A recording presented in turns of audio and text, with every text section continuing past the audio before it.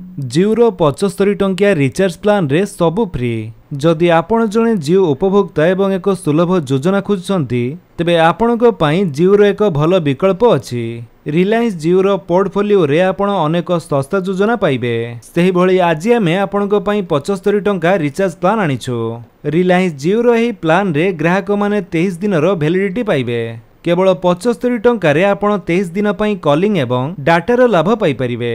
वास्तव रे यह हेउची जिओ रो सबुठारु सस्ता रिचार्ज प्लान। जदि आपण जणे हाराहारी डाटा व्यवहार करी तेबे जिओ रो 75 टंकिया रिचार्ज प्लान आपणको पई सर्वोत्तम हेबो।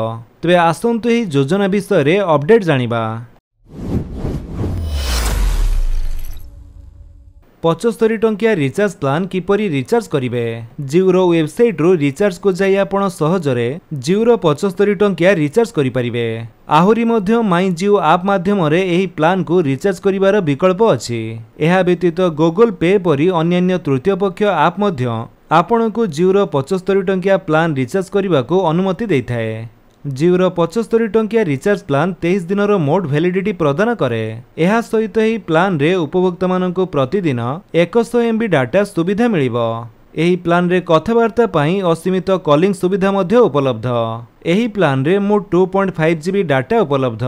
डाटा सरीबा परे इंटरनेट स्पीड सीमा 64 kbps को कमी आसीबो।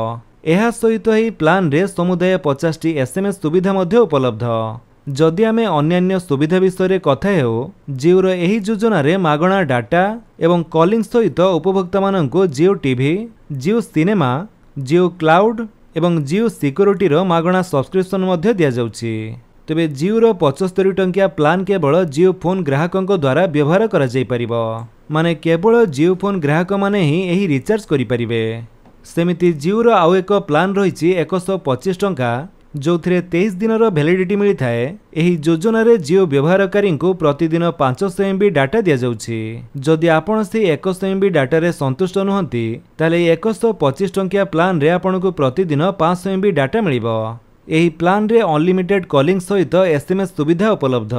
एहा व्यतीत Jio TV, Jio Cinema, Jio Cloud एवं जिओ सिक्योरिटी रो मागणा सब्सक्रिप्शन मध्य दिया जाउछि। तो फ्रेंड्स ये तो आपको किसी अपडेट जब आपको अपडेट भल लगी आप वीडियो को लाइक कर दिंतु, आपन सांग भितर शेयर कर जनातु। और जदि आप चैनल नुआ चैनल को सब्सक्राइब कर बेल आइकन दबाई ऑल नोटिफिकेशन कर दिखाँ ताकि जिते वीडियो अपलोड करेंगे आप देखिपारे। Thank you for watching.